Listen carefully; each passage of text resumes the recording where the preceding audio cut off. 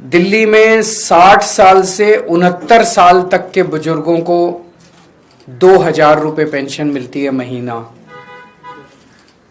हमारी सरकार बनने के पहले 2015 के पहले ये 1,000 हुआ करती थी। हमने 1,000 से बढ़ा के 2,000 की। और 70 साल से ऊपर के बुजुर्गों को 2,500 मिलती है। पहले ये 1,500 होती थी। 1,500 से बढ़ा के हमने 2,500 पेंशन की।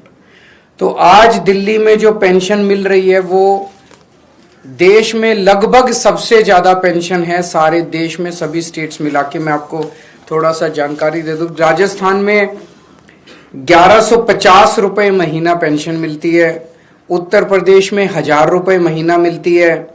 गुजरात में 700 रुपये महीना मिलती है। छत्तीसगढ़ में 650 रुपये महीना मिलती है। मध्य प्रदेश में 600 रुपये महीना मिलती है।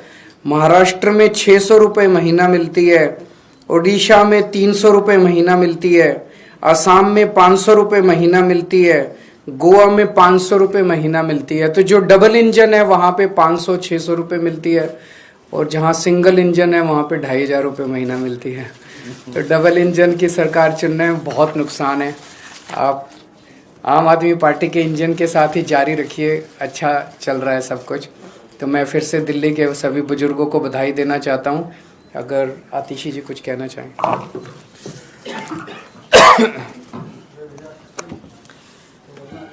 जब से 2015 से दिल्ली में आम आदमी पार्टी की सरकार बनी, अरविंद केजरीवाल जी दिल्ली के मुख्यमंत्री बने, दिल्ली के हर तबके को, चाहे वो बुजुर्ग हों, चाहे वो महिलाएं हों, चाहे वो स्कूल में पढ़ने वाले बच्चे हों, चाहे वो झुग्गी में रहने वाले हमारे भाई बहन हों, जिस तबके के बारे में किसी ने नहीं सोचा, उनके बारे में दिल्ली के बेटे अरविंद केजरीवाल जी ने सोचा।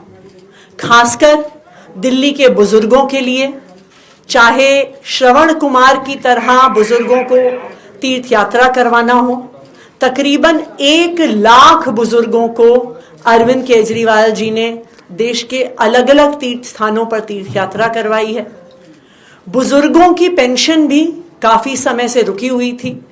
जैसा आप सबको पता है कि दिल्ली के लोगों के कामों को रोकने के लिए केंद्र सरकार ने, भारतीय जनता पार्टी ने अरविंद केजरीवाल जी को गिरफ्तार किया। क्यों? क्योंकि जो काम अरविंद केजरीवाल जी दिल्ली के लोगों के लिए कर रहे थे, भारतीय जनता पार्टी अपने किसी भी राज्य में नहीं कर पा रही थी। लेकिन दिल्ली के लोगों के प्यार और आशीर्वाद से भारतीय जनता पार्टी का षड्यंत्र फेल हुआ। अरविंद केजरीवाल जी जेल से बाहर आए हैं और एक के बाद एक दिल्ली के जो रुके हुए काम थे वो शुरू हो रहे हैं। और मुझे खुशी है इस बात की कि सर के मार्गदर्शन में बुजुर्गों की पेंशन, 80,000 बुजुर्गों के लिए पेंशन दिल्ली में शुरू हो रही है। Thank you. सौरभ।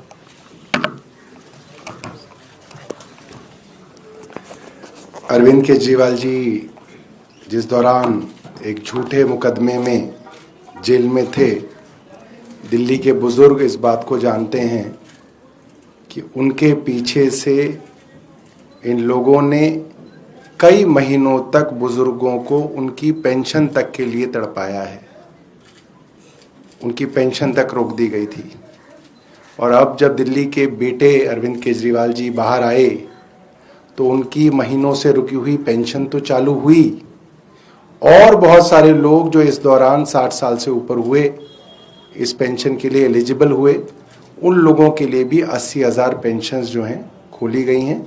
और इसका उत्साह आप इस चीज़ से समझ सकते हैं, जैसा अरविंद जी ने बताया कि मात्र 24 घंटे के अंदर 10,000 आवेदन ऑनलाइन हमारे पास आ गए हैं।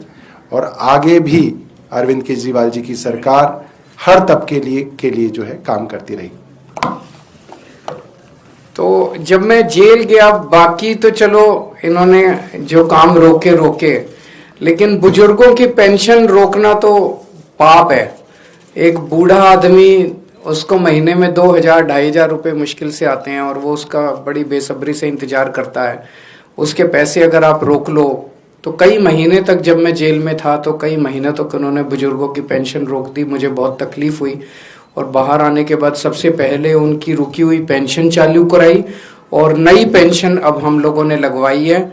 ये सब वो बुजुर्ग हैं जिनके आशीर्वाद से मैं बाहर आया हूँ और मैं इनका तहे दिल से शुक्रिया, मैं कोई एहसान नहीं कर रहा, मैं इनका एक तरह से शुक्रिया अदा कर रहा हूँ ये पेंशन उनको लगवा के।